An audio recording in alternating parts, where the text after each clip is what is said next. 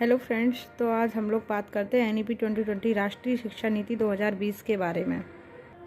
NEP के निर्माण के लिए जून 2017 में इसरो के पूर्व चीफ डॉक्टर के कस्तूरीरंगन अध्यक्षता में एक समिति का गठन किया गया था। इस समिति ने मई 2019 में एनईपी का मसौदा तैयार किया। नेशनल एजुकेशन पॉलिसी 2020 के 20 वर्ष 1968 और वर्ष 1986 के बाद स्वतंत्र भारत की तीसरी शिक्षा नीति होगी। यानी पहली शिक्षा नीति है वो है 1968 और दूसरी शिक्षा नीति है 1986। उसके बाद आई है अब तीसरी शिक्षा नीति 2020। एनईपी 2020 के तहत केंद्र व राज्य सरकार के सहयोग से शिक्षा क्षेत्र पर जीडीपी के 6% हिस्से के बराबर निवेश का लक्ष्य रखा गया है।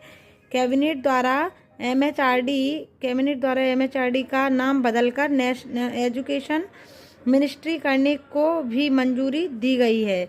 वर्ष 2030 तक अध्यापन के लिए न्यूनतम डिग्री योग्यता 4 वर्षीय एकीकृत बीएड का होना अनिवार्य किया जाएगा। नई शिक्षा नीति के तहत एमफिल को समाप्त कर दिया गया है।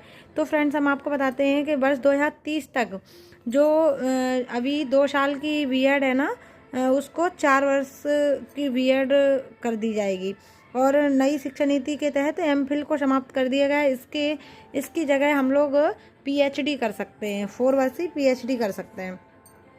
स्कूल एजुकेशन, यह शिक्षा नीति वर्तमान की 10+2 वाली स्कूली व्यवस्था को 3 से 18 वर्ष के सभी बच्चों के लिए पाठ्यचर्या और शिक्षण शास्त्रीय आधार पर 5+3+3+4 की नई व्यवस्था करने की बात करती है।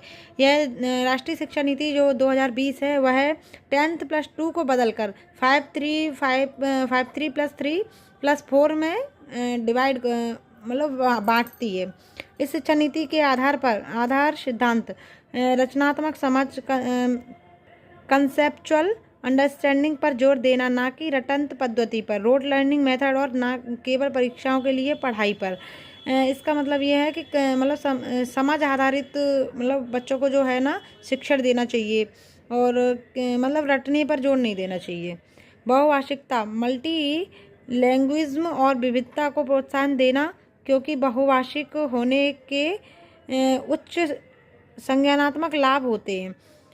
बच्चों की शिक्षा का माध्यम कम से कम क्लास 5th या 8th या उससे आगे तक भी घर की भाषा, मातृभाषा, स्थानीय भाषा होगी।